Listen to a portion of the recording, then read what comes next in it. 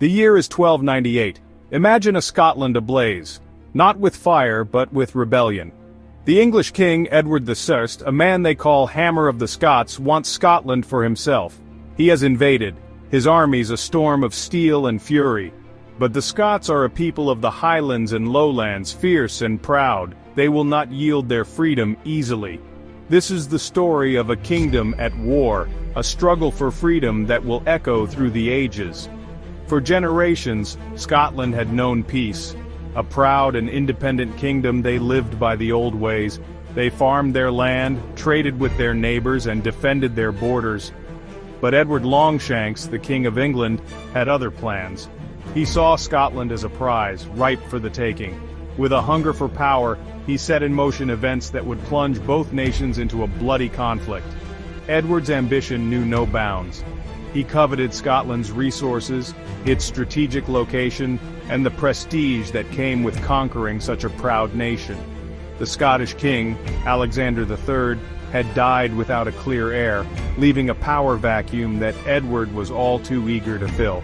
He manipulated Scottish nobles, interfered in their affairs, and finally sent his armies across the border. The initial English invasion was swift and brutal. Castles fell, towns were sacked, and Scottish resistance was scattered. Edward's forces seemed unstoppable. Yet from the ashes of this invasion, a new kind of warrior would emerge, a champion for Scotland who would rally the people and strike fear into the heart of the English king. His name was William Wallace.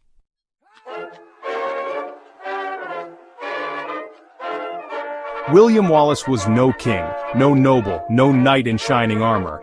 He was a man of the people, born in the rolling hills of Scotland. He was a landowner, a skilled swordsman, and a man of unwavering courage. Wallace had witnessed firsthand the brutality of the English occupation, the suffering inflicted upon his people. His heart burned with a fierce desire for justice and freedom. In 1297, Wallace's defiance erupted in the town of Lanark. Angered by the murder of his wife Marion at the hands of an English sheriff, Wallace retaliated with a fury that ignited a rebellion.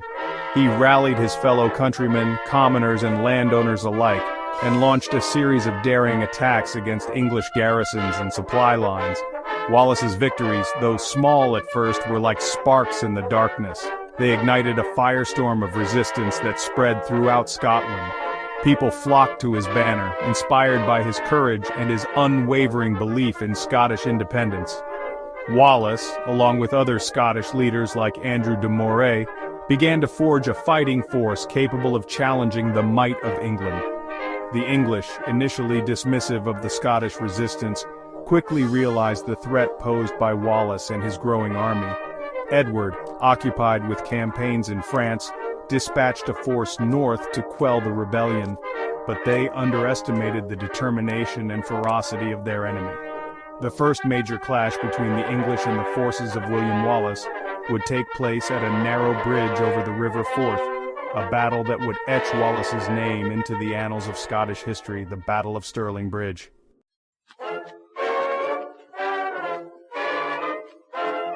The victory at Stirling Bridge sent shockwaves through England. Edward I, preoccupied with his campaigns in France, was enraged. This ragtag band of Scottish rebels, led by a commoner, had humiliated his armies and defied his authority. The Hammer of the Scots, as he was known, would not let this stand.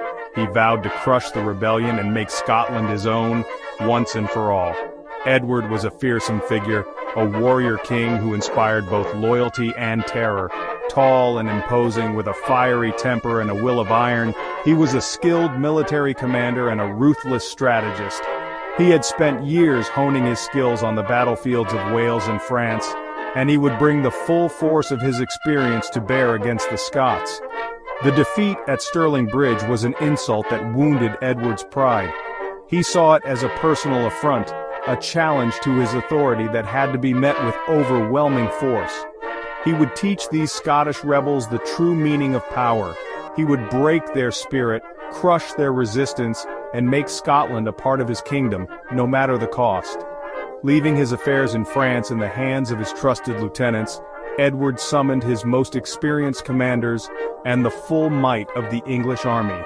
He would lead them north, across the border, and into the heart of Scotland. This was not just about crushing a rebellion. It was about sending a message. It was about showing the world what happened to those who dared to defy the King of England.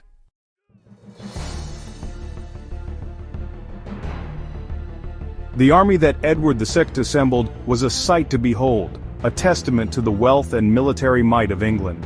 Thousands upon thousands of men answered the king's call, converging on the Scottish border in a tide of steel and leather. It was an army equipped and trained for conquest, a force that had brought kings and princes to their knees. At the heart of Edward's army were his knights, the flower of English chivalry, clad in shining armor and mounted on powerful war horses. These were the elite warriors of the realm, veterans of countless battles and tournaments, their lances and swords thirsty for Scottish blood. They charged as a wall of iron, their impact enough to shatter any line. But Edward's army was more than just a blunt instrument of brute force. It was a well-balanced fighting force, combining the might of heavy cavalry with the disciplined firepower of infantry. Amongst his ranks were thousands of archers, armed with the deadly longbow, a weapon that could rain arrows down upon the enemy from afar. The longbow was a fearsome weapon, capable of firing arrows with deadly accuracy over long distances. Edward had witnessed its effectiveness firsthand in his Welsh campaigns, and he knew that it would be a decisive factor in his Scottish war. The longbowmen drawn from the common folk of England were nonetheless highly trained and disciplined, capable of unleashing a storm of arrows that could decimate enemy formations.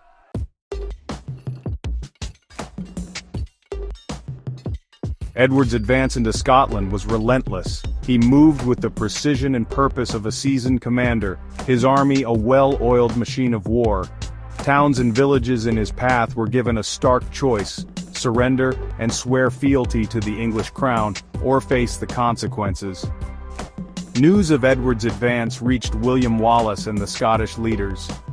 The victory at Stirling Bridge had been a glorious triumph, but they knew that this time, they faced a far greater challenge. The English army marching towards them was larger, better equipped, and led by a king determined to avenge his earlier humiliation. Wallace, ever the strategist, knew that he could not hope to match the English army in open battle. He needed to choose his ground carefully, to use the terrain and the elements to his advantage. He needed to find a way to negate the English advantage in cavalry and archery, to draw them into a fight where the Scots' ferocity and determination could carry the day.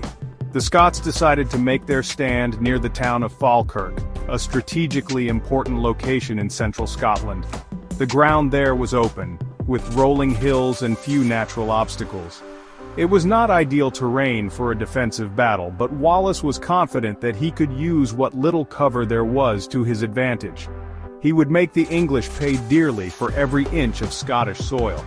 The stage was set for a confrontation that would determine the fate of Scotland, a battle that would pit the hammer of the Scots against the fiery heart of Scottish resistance.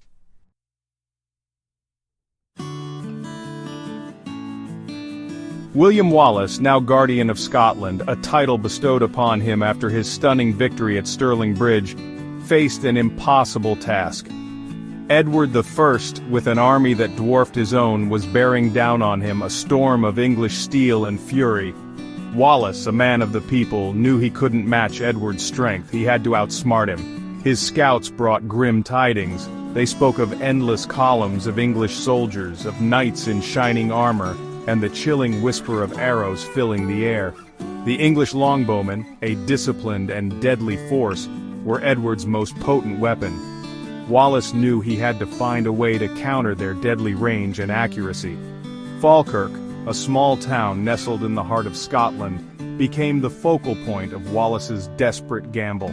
The land surrounding Falkirk, while largely open, offered subtle advantages, gentle slopes and patches of woodland, that a skilled tactician could exploit.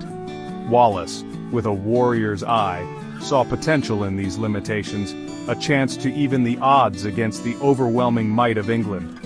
The very heart of his strategy lay in a formation as old as Scotland itself, a formation that spoke of resilience and defiance, the Schiltron.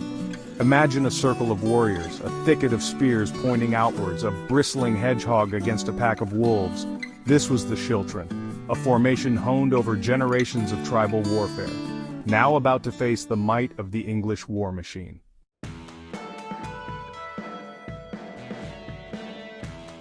Word spread like wildfire across the Scottish lowlands. Edward was coming.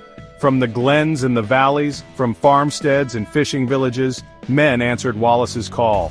They were not professional soldiers, not knights with their shining armor and banners, but farmers, blacksmiths, shepherds, every man who could hold a spear or swing an axe. They came with the spirit of their ancestors burning in their hearts, a fierce love for their land that no English king could extinguish. They were a diverse lot, these warriors of Scotland Highlanders, their kilts swaying in the wind, wielding axes and claymores. Lowland spearmen, their faces hardened by the sun and wind, ready to form the formidable Schiltrons, and a smattering of mounted knights, the nobles who had chosen to stand with Wallace against the English king. At the heart of this makeshift army were Wallace's veterans, the men who had tasted victory at Stirling Bridge, who had stared down the English and emerged triumphant. They formed the backbone of the Scottish resistance, their experience and courage a beacon of hope for the untested men joining their ranks. Wallace, riding amongst his men, felt a surge of pride mixed with trepidation. He knew the odds. He knew the strength of the enemy they were about to face. But he also saw the fire in their eyes, the unwavering determination to defend their land, their families, their freedom. They were the sons and grandsons of men who had never bowed to a foreign king, and Wallace, their guardian, would lead them with courage and cunning.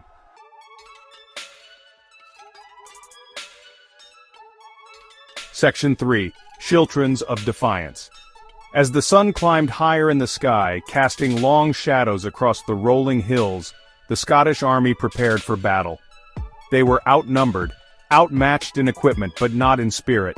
They had their courage, their determination, and the cunning of their leader. Wallace, his voice booming across the ranks, rallied his men. He reminded them of what they were fighting for, their homes, their families, the very soul of Scotland. He spoke of their ancestors, of the battles fought and won against invaders throughout the ages, instilling in them the belief that they too could achieve victory against all odds. The Scottish Schiltrons took their positions, islands of steel in a sea of green. These formations, dense and bristling with spears, were designed to break the impact of a cavalry charge, a wall of wood and iron against which the tide of English chivalry would crash. They were the anvil upon which Wallace hoped to shatter the hammer blow of Edward's army. Between the Schiltrons, Wallace positioned his archers, fewer in number than their English counterparts but no less deadly. They were armed with a mix of longbows and lighter bows, their quivers filled with arrows fletched with the feathers of Scottish eagles. Their task was to harass the flanks of the English advance, to thin their ranks, and to buy precious time for the Schiltrons to work their deadly magic. The fate of Scotland at that moment rested on the skill of those archers and the unwavering courage of the men in the Schiltrons.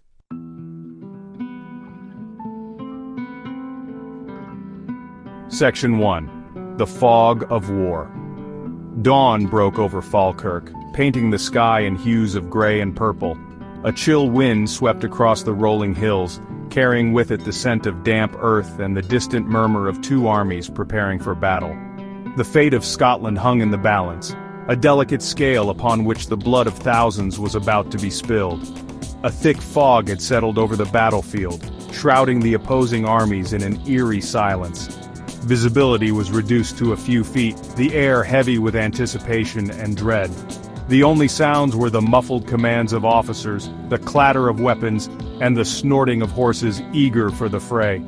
For the Scots, huddled within their Schiltrons, the fog was both a blessing and a curse. It concealed their true numbers from the English, amplifying the sense of unease that rippled through the enemy ranks. Yet, it also blinded them to the movements of Edward's forces, leaving them vulnerable to a surprise attack. Within the English camp, Edward I, the Hammer of the Scots, surveyed the fog-choked battlefield with a mixture of impatience and cold calculation. He had not marched north to be denied a decisive victory by the whims of nature. He ordered his scouts forward, their task to pierce the veil of mist and locate the heart of the Scottish resistance.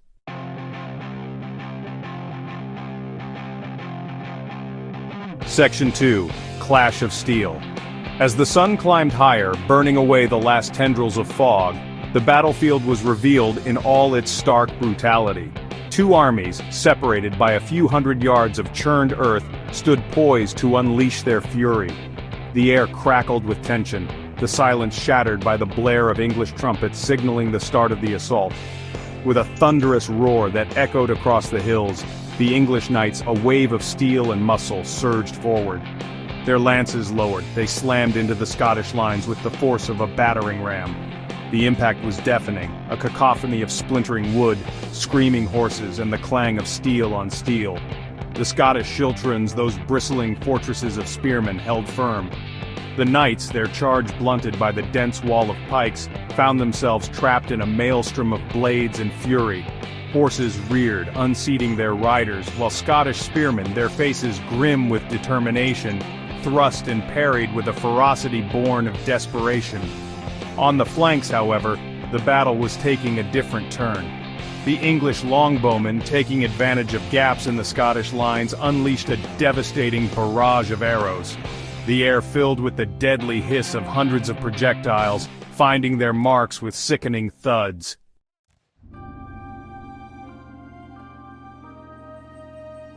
The English longbowmen, a disciplined and deadly force, unleashed a torrent of arrows upon the Scottish ranks. These were not the haphazard volleys of peasant levies, but a relentless and accurate rain of death that darkened the sky. The longbow, a weapon honed to perfection in the forests of England, proved its worth on the fields of Falkirk.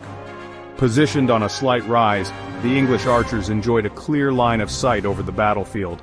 Their arrows, some tipped with bodkin points designed to pierce armor, others with barbed heads that tore through flesh and bone, fell upon the Scots with terrifying efficiency. The Scottish archers, outnumbered and outgunned, fought bravely but could not match the firepower of their English counterparts. Their arrows, while launched with skill and courage, were simply too few to stem the tide. The Scottish ranks, already thinned by the initial cavalry charge, began to crumble under the relentless barrage. Wallace, watching from atop a small knoll, cursed under his breath. He had anticipated the threat posed by the English longbowmen, but the sheer scale and ferocity of their attack was something he had not foreseen. He knew that if he did not act quickly, his army would be decimated before they could even engage the enemy in close combat.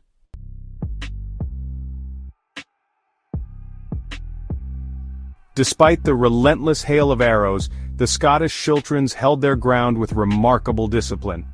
The spearmen, their ranks thinned but their resolve unbroken, stood shoulder to shoulder, a forest of pikes that defied the English knights to break them. Time and again the English cavalry charged, their horses snorting and hooves pounding the earth, only to be met by a wall of steel. The Scots, their faces grim with determination, met each attack with unwavering courage. They fought with the fury of men defending their homeland, their families, their very right to exist. The ground around the schiltrons became a chaotic and bloody mire. Dead and wounded men and horses lay tangled together, their cries of pain and defiance mingling with the clash of steel and the thunder of hooves. But still, the Scots held. They fought like cornered wolves, their ferocity fueled by desperation and a burning sense of injustice. Wallace, his heart pounding with a mixture of pride and fear, knew that this desperate defense could not last forever. The English, though frustrated by the stubborn resistance of the schiltrons, were far from defeated. They were like a pack of wolves circling their prey, probing for weaknesses, waiting for the moment to strike the fatal blow. The tide of battle, he could sense, was about to turn.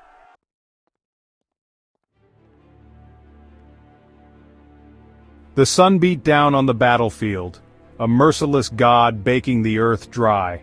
The air, thick with the stench of sweat, blood, and fear, was difficult to breathe.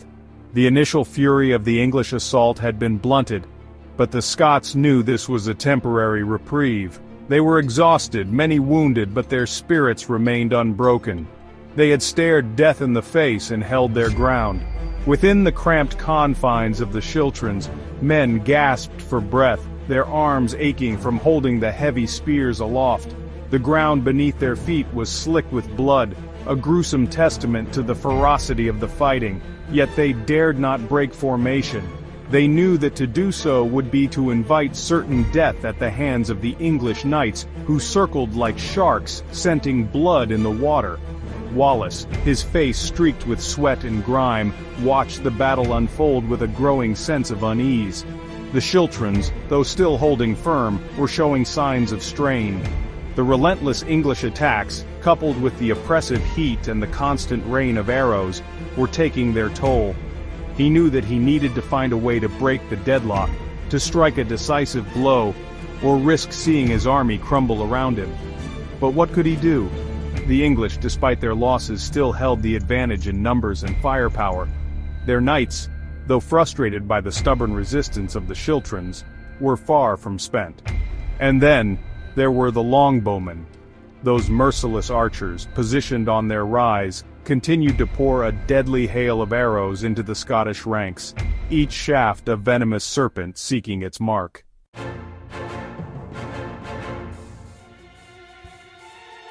Section 2. The Hammer Blow.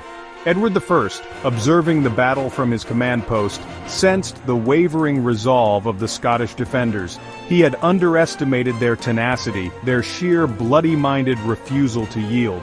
But he was a seasoned commander, a veteran of countless battles, and he knew that even the bravest hearts could be broken. The time had come to unleash the full might of his army, to deliver the hammer blow that would shatter the Scottish resistance once and for all. He signaled to his knights, who had been held in reserve, their armor gleaming in the sunlight, their swords thirsting for vengeance. With a roar that echoed across the battlefield, they charged, a wave of iron and fury that crashed into the beleaguered Scottish lines. This time, there would be no holding back. The impact was devastating. The Scottish schiltrons, already weakened by hours of fighting and depleted by the relentless barrage of arrows, buckled under the sheer weight of the assault. Spears snapped like twigs, men were thrown aside like rag dolls, and the once impenetrable formations dissolved into a chaotic melee of screaming men and thrashing horses. Wallace, his heart sinking, knew that the battle was lost. He had played a desperate hand, and fate had dealt him a cruel blow. He ordered his surviving men to retreat, to fight another day, while he and his most loyal followers formed a rearguard, a desperate shield against the English onslaught, buying precious time for their comrades to escape the carnage.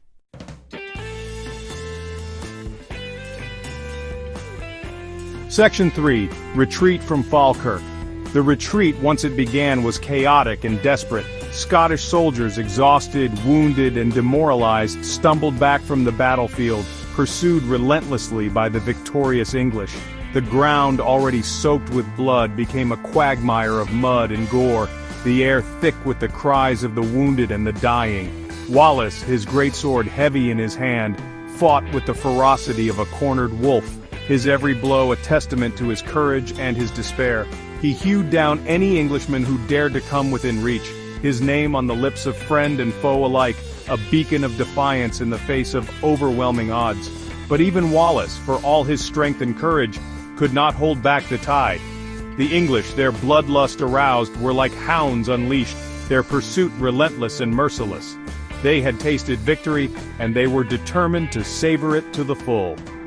As darkness fell, casting a pall over the bloody field of Falkirk, Wallace and his remaining men slipped away into the night. They were battered, bruised, their hearts heavy with the weight of defeat, but they were alive. The first war of Scottish independence, they knew, was far from over. As long as men like William Wallace drew breath, the spirit of Scottish resistance would live on, a flickering flame that even the might of England could not extinguish.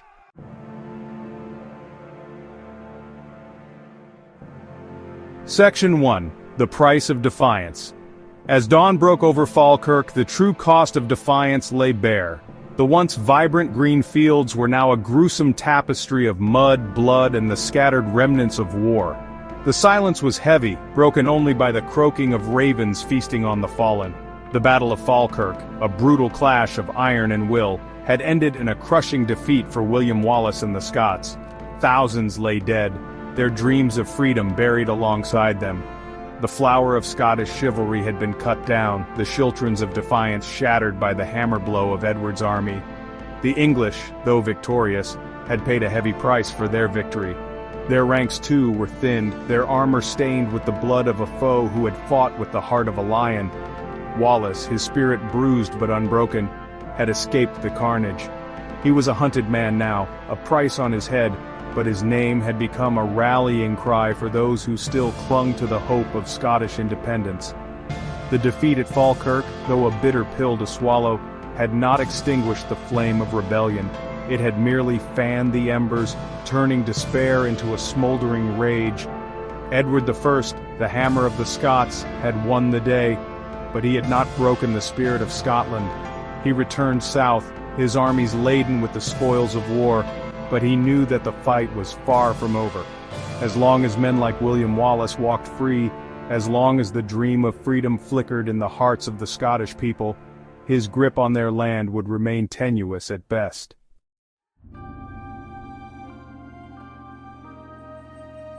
Section 2. A Legacy Forged in Blood. The Battle of Falkirk was a turning point in the First War of Scottish Independence, a stark reminder of the brutal realities of medieval warfare and the enduring power of national identity. Wallace's defeat, though a crushing blow to Scottish morale, ultimately served to strengthen their resolve. His courage, his unwavering belief in freedom, became a symbol of Scottish defiance that resonated long after the echoes of battle had faded. The fight for Scottish independence would continue for generations, a bloody and often tragic struggle that would shape the destiny of both nations.